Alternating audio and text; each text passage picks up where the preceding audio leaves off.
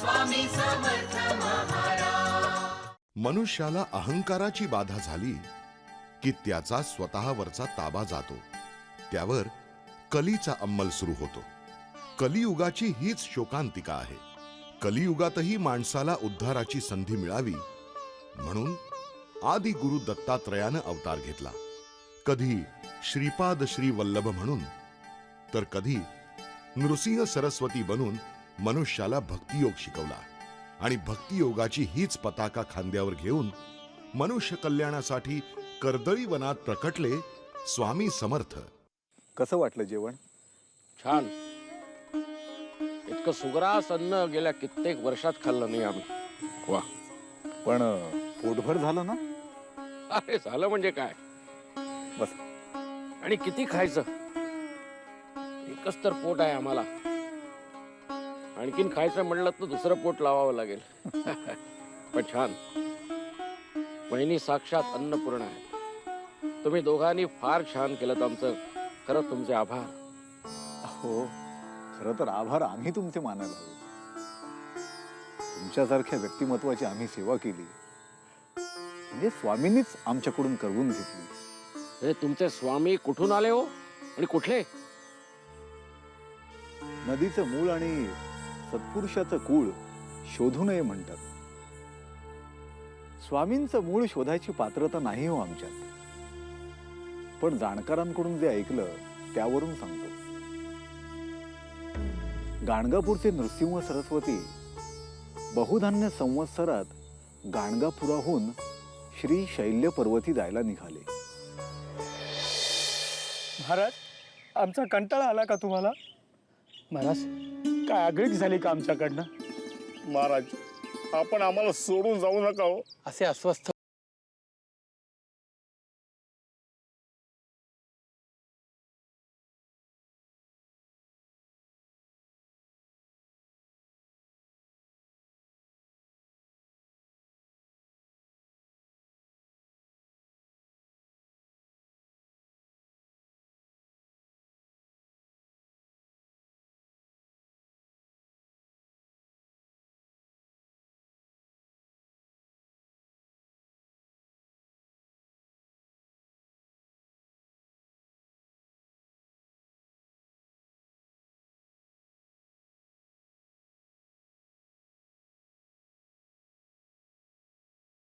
तुमचं बोलणं कळणसं झालंय महाराज। अरे वेड्यांनो, दत्त संप्रदायात अंताला स्थान नाही। इथं फक्त निर्गुण निर्गुणात सामावतं।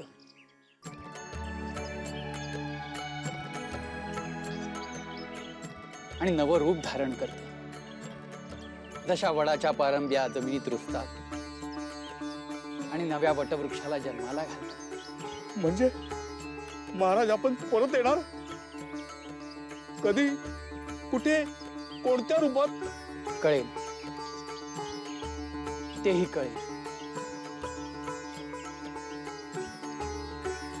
वेळ आल्यावर। फक्त त्यासाठी काही काळ प्रतीक्षा करावी लागेल। प्रतीक्षेची फळे नेहमीच रसाळ आणि गोमटी असतात। फक्त लक्षात इतकंच ठेवा, मीच होतो दत्तगुरु, मीच होतो श्रीपाद श्रीवल्लभ, आणि मीच असणार आहे नृसिंह भान। महाराज, आपण आम्हाला मार्गदर्शन करावं। आपल्या अनुपस्थितीत आमचं कसं होणार? कसं जगायचं आम्ही? भक्त हो, येऊ घातलेला काळ फार वाईट आहे। खऱ्या अर्थानं कलियुग आपला अंमल आता दाखवू लागला आहे। पण भक्ती मार्गाची कास धरलेल्यांना काहीही अवघड असणार नाही। सहज पार करा हा तुम्ही भवसागर।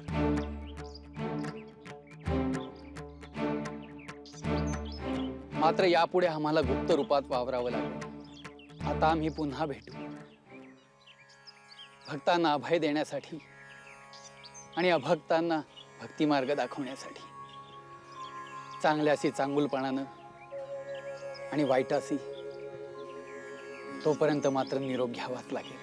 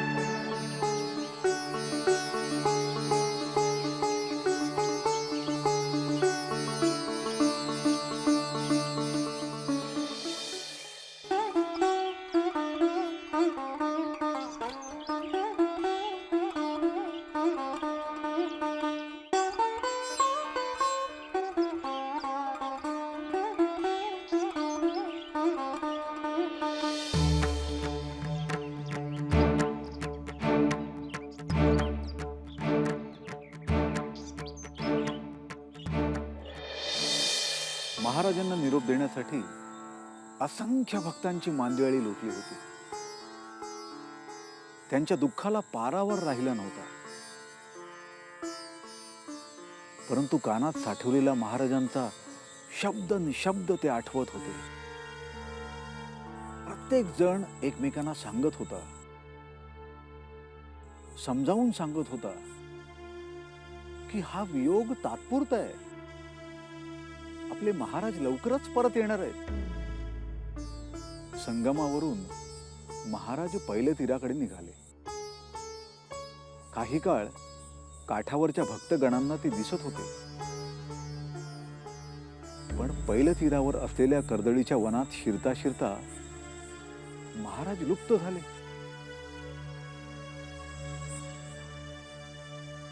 लोककल्याणासाठी आपल्याला पुन्हा एकदा देह धारण करावं लागणार आहे याची कल्पना पूर्णपणे महाराजांना होती. पण काही काळ थांबणं गरजेचं होतं.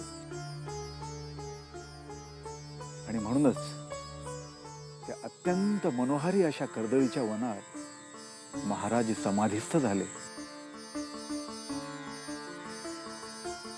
अशी 300 वर्ष गेली. आणि एक दिवस उद्धव नावाचा एक लाकूड तोड्या त्या वनात लाकडं तोडण्यासाठी म्हणून आला.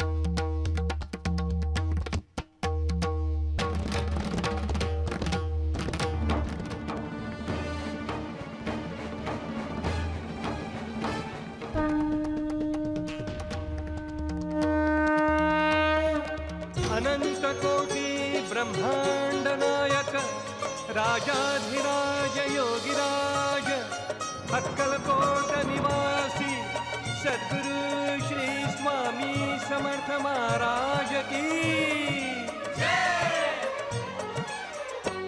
कृपा सिंधु स्वामी समर्थ महाराज कृपा सिंधु स्वामी समर्थ महाराज कृपा सिंधु स्वामी समर्थ महाराज कृपा सिंधु स्वामी समर्थ महाराज कथा ही स्वामी करुणेची लीला अगाध मायेची आहे सदैव पाठीशी साधही येते स्वामींची नाम स्मरूया चला कृपा सिंधू स्वामी समर्थ महाराज कृपा सिंधू स्वामी समर्थ महाराज मला क्षमा करा, मी मुद्दामून असं नाही केलं,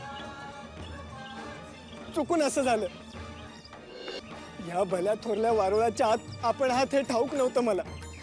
नाहीतर उद्धवा, अरे तुझं नियोजित कर्म तू केलंस. म्हणजे मी नाही समजलो. तुझ्या हातून हे घडणारच होतं. आमच्या अवताराला तू निमित्त व्हावंस आणि तुझा उद्धार व्हावा हे विधिलिखित आहे. तू लोककल्याणाचं किती मोठं काम केलंयस हे तुला माहित नाही. महाराज, आपण थोर आहात महाराज. माझ्या हातून अपराध झाला तरी तरी मोठ्या मनानं माफ केलं तुम्ही मला. पण तुम्हाला काही झालं असतं तर बघा ना तुमच्या मांडीतून तर रक्ताची धार लागली. ही माणसाच्या मनातली भीती आहे, ती समूळ नष्ट करण्यासाठी आलोय मी. त्या भीतीला मूठ माती देण्यासाठी आमचा अवतार आहे. आम्हाला आणणारा तू आणि तूच घाबरतोस. येऊ नकोस, मी तुझ्या पाठीशी आहे. दत्त गुरुचा हा अवतार आहे, भक्ता प्रती तो जागरूक राहे. असा सद्गुरु तो सर्वासी त्राता. नमस्कार माझा श्री स्वामी समर्था. नमस्कार माझा श्री स्वामी समर्था. नमस्कार माझा श्री स्वामी समर्था. म्हणजे तुम्हाला असं म्हणायचं आहे गाणगापूरचे नृसिंह सरस्वती म्हणजेच अक्कलकोटचे स्वामी? अर्थात.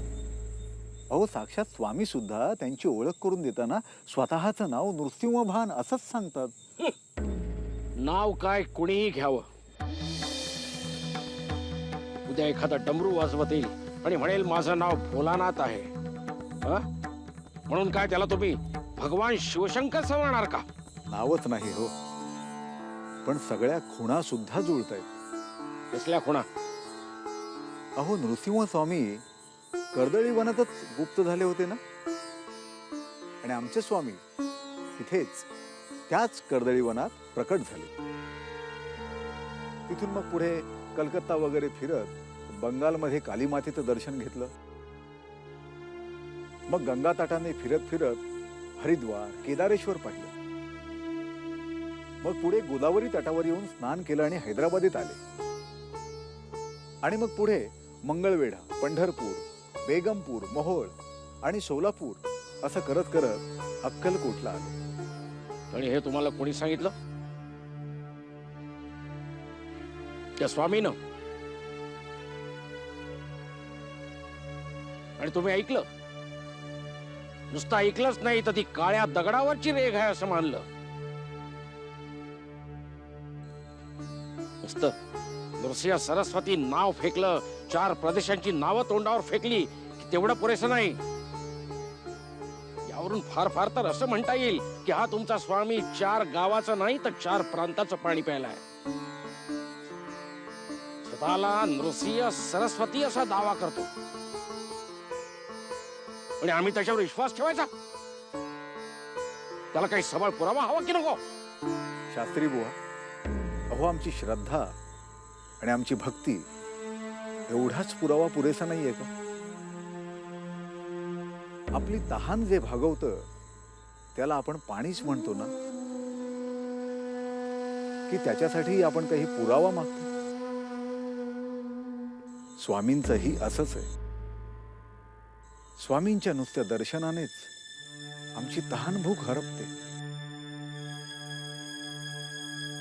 मनाची स्थिती उन्मनी होते. मी तू असा भेदच पुरत नाही. पण हे सगळं मी तुम्हाला सांगण्यापेक्षा तुम्ही प्रत्यक्ष अनुभवा. आणि स्वामींची आणि तुमची भेट झाल्यानंतर तुम्ही हे मान्यच कराल. रात्र खूप झाले, मी आपल्या झोपण्याची व्यवस्था करतो. यावं.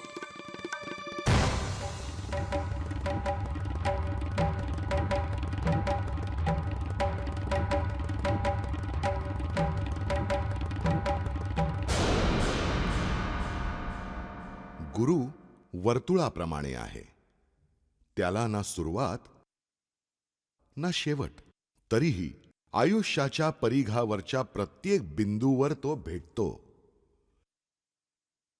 हमखास.